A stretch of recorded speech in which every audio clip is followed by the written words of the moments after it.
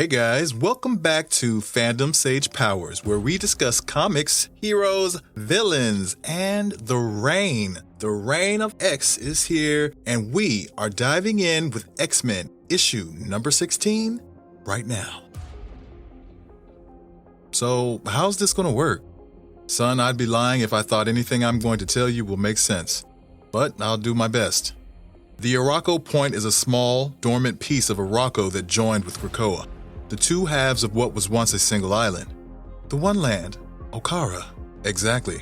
Right now, Krakoa is pushing the Arakko Point away from itself, disengaging the smaller island, because that's where the external gate is located, which, by inverting the gate, is supposedly how we're going to get the whole of Arakko here. Okay, sure. But, again, how's that work? Honestly, I have no idea.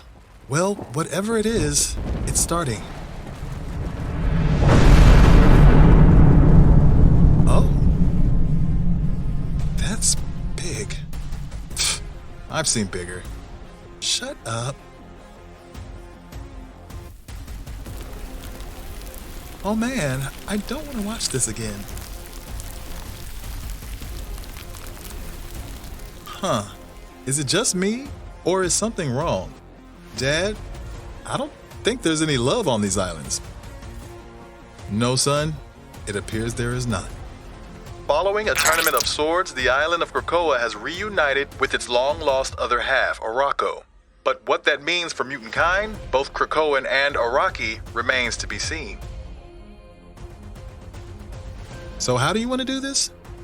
Carrier pigeon? You even know what that is? Megaphone? There are other options. I don't know how I'm supposed to.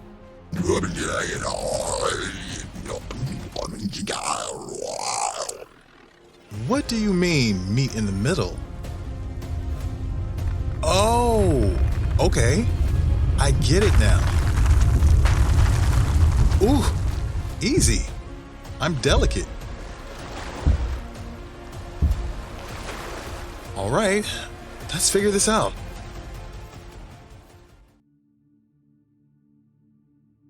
Bad news.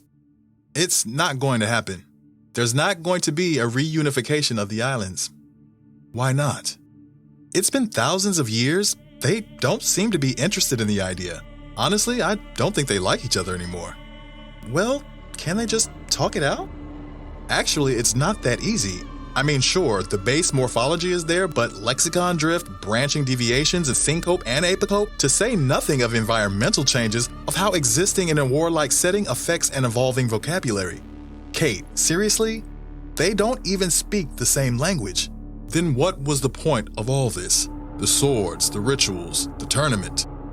I've got a wife now, and I'm sure you're both happy. I'm not. Nonsense. This is a time for joy.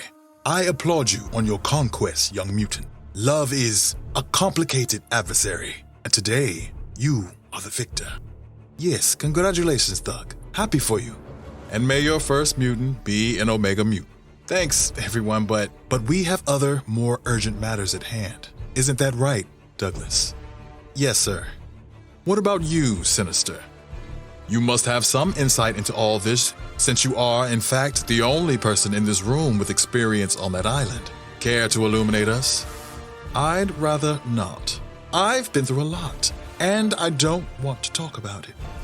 Douglas, please ask Krakoa if there's any way that our two islands can find some common ground. Are you sure you won't change your mind?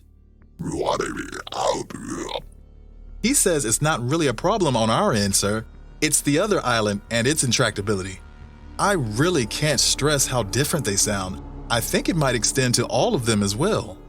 Who? The mutants on Arakko. Ah, so easily forgotten when you've never matched a name to a face. There's virtually no reference to them in any of the reports we've seen. A few who entered the tournament were from there, but most were old enough to come from the islands when they were one. It's shameful, but this really is the first chance we've had to engage our long-lost brothers and sisters. How many are there? That's something I did find out while they were talking.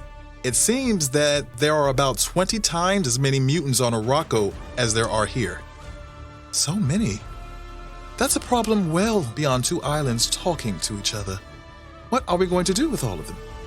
Well, that feels like an entirely different conversation than this one, doesn't it?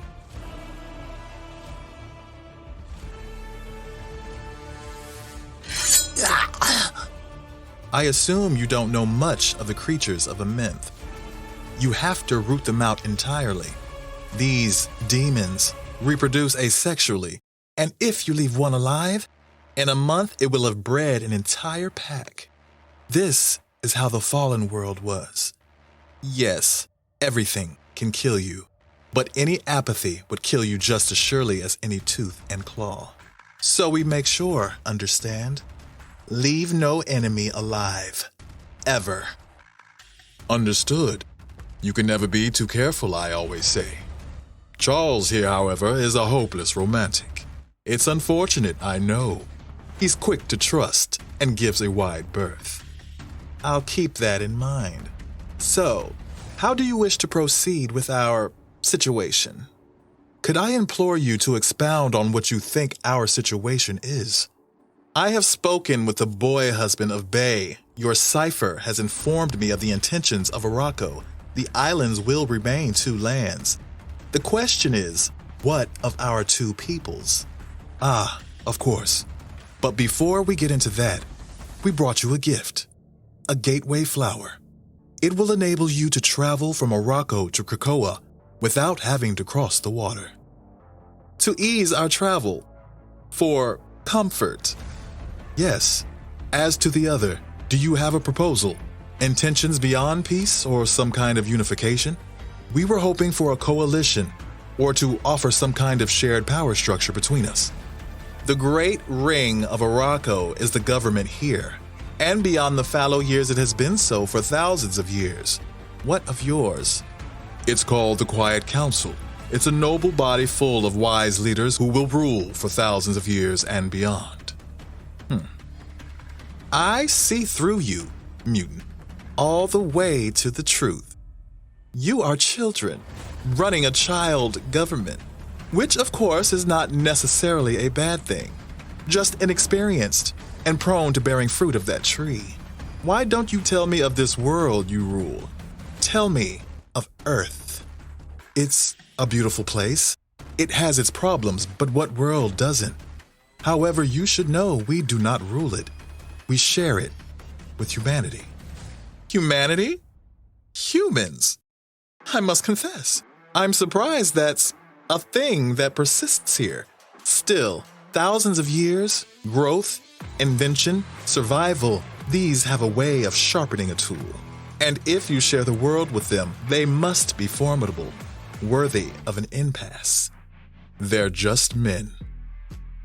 I know our ways are not yours. Time has changed our two lands, changed us.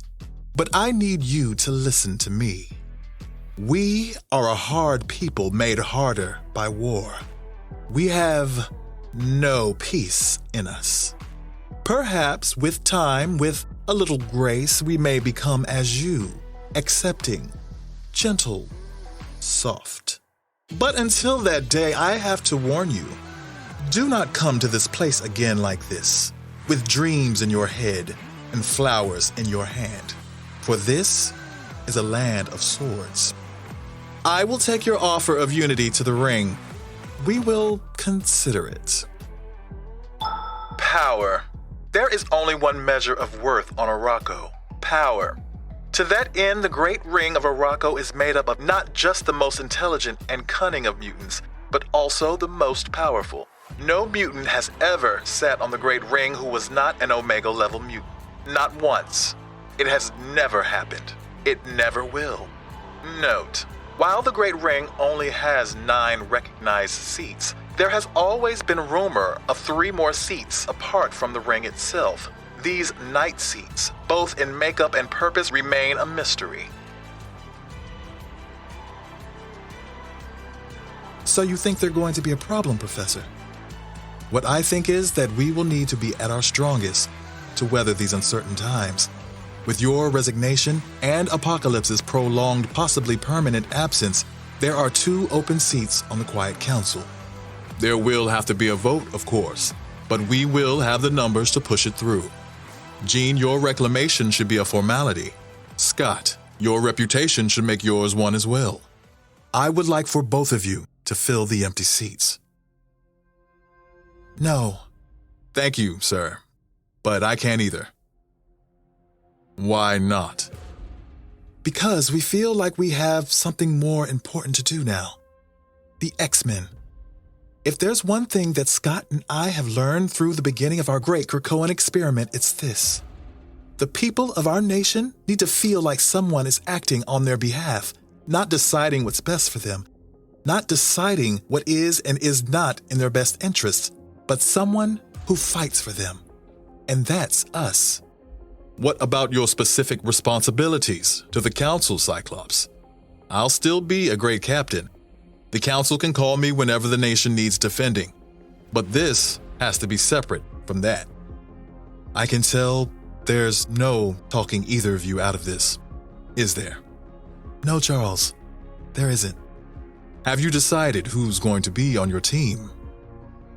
I could always pick a team that could get the job done, but that too feels wrong. So, what are you planning to do? If the X-Men are for the people, then we figured it would be best to leave the decision up to them. So, we're going to let the people vote. The X-Men are the heroes of Krakoa, for the people, made up of the mutants of our great nation. In the coming days, we will announce the dates of our annual X-Men election and will be accepting nominations for representatives. This will be followed by a formal vote and then the unveiling of your team at the first Hellfire Gala. All right, that was X-Men issue number 16. We are back on Krakoa. The X of Swords tournament has concluded. A quick recap. So the X of Swords tournament was about the other half of Krakoa called Arakko that was in this demonic dimension for thousands of years. Turns out Apocalypse's original horsemen were his 4 children that were trapped on the other side. His wife died there. A demon lord with a golden mask lives there. Hordes of demons there too. It's a terrible place to be. Nobody wants to go there. It's a terrible place full of demons and monsters and probably no soap. You know, it sounds terrible. So these mutants have been there for all of this time, thousands and thousands of years, you know, having babies, and many of them are very strong because of this environment, by the way. So Apocalypse would go on to win the tournament by defeating that golden mask wearing demon lord who was actually, surprise, his wife that wasn't really dead. Pretty cool story. If you haven't checked it out, check up here. I have all 22 chapters of the X of Swords crossover event available for you to recap. The overseer of this tournament was Opaluna Saturn IX, who is also the omniversal magistrix for all reality and a huge. So because Apocalypse and Krakoa were victorious and Saturn IX wanted to make sure that the peace was kept between Arakko and Krakoa, she demanded that there be a prisoner swap or a citizen exchange, however you want to put it, so that, you know, it kind of builds goodwill. Apocalypse decided to stay in a Menth with his family, with his wife Genesis. And he cleverly picked the island of Arakko, which is also a mutant. So that would include all the mutants that lived on Arakko. Saturn IX allowed it, probably because she didn't want to have to deal with all those stupidly powerful, stinky mutants that didn't have deodorant for thousands of years. So the plan is to use the external gate to transport Arakko to Earth from this demon dimension and reunify Arakko and Krakoa into Okara, which was the original name of the island. However, as it sometimes happens, when two people have been separated for a long time, you know, people change and, you know, they just weren't meshing. Arakko and Krakoa, they just weren't feeling each other no more. You know, Arakko was out there in the wilderness, okay? Doug Ramsey said their language has changed in everything because they have been apart so long and in different environments. It's just like they're almost 2 different species at this point. So not going to happen. Pretty much that's a done deal. So yeah, nobody saw that coming. And it almost feels like that whole tournament was pointless, but they did liberate thousands and thousands of mutants. So now they have pretty much doubled the mutant population on Earth, which is crazy to think about. And when Orcus finds out about that, they're going to a brick. I'm so glad that we get to see Isca the Unbeaten. She definitely was a fan favorite and a highlight of the X of Swords tournament. Her character is fascinating to me. This is the sister of Genesis, basically Apocalypse's sister-in-law, and she is an Omega level mutant, and her mutant power is that she cannot lose. Like, period. Interpret that how you want to, but this is pretty awesome to me. I don't know. It's implied that probabilities kind of lean her way in games of chance and random things, but in instances where skill or strength is involved, she is able to just be superior in her stats. So they don't really flesh it out too much, but I love her attitude, and she's just very biting and cutting and to the point, and she pretty much encapsulates the culture of Arakko. Just her. She's like, we're hard, don't come over here talk about I have a dream and bringing me peonies. Like, I don't know what's going on, but you know, I'm going to pass this message along, because they also have a government that's very similar to the Quiet Council. It's called the Great Ring, and every mutant that's on the Great Ring is an Omega level mutant. So crazy stuff going on over there in Arakko. I just hope that they don't start cutting up and acting up, because they finally out of hell. So I don't know. I'm interested to see how they handle this massive influx of mutants now. And at the very end of the issue, we get Magneto and Xavier approaching Jean about retaking her council seat and wants Scott to fill Apocalypse's seat. But they turned down this offer because they plan on rebuilding the X-Men team. And I hadn't really thought about it, but the entirety of the Age of X, there has been no official flagship X-Men team, because it's kind of like you don't really need that in what they were trying to build, or so they thought. But the X-Men is a symbol as well, and it's almost kind of like a pride thing. And Jean says it perfectly about, we need a group of mutants that are out there representing our best interests and fighting for the people of this nation, not just, you know, dictating law here like in the Quiet Council. So she expresses there basically needs to be checks and balances. That's basically what's happening, because this government is very singular almost, because you just have the council, that's it. So if you have like a team of X-Men that can be out there and autonomous of the Quiet Council, I think that's a good thing too. Then on the very last page, we get a flyer of Cyclops and an announcement saying that they're going to have a vote. They're going to vote on the representatives that are going to be put onto the X-Men squad. So this is new. This is very interesting. Everything's very political with the Krakoa age, and X-Men has always been very political, but now it's like internally political, which I dig it, because they want everybody to be involved in what they're making here with the X-Men squad. And then they say they are going to unveil this team at the very first Hellfire Gala. Hell yeah.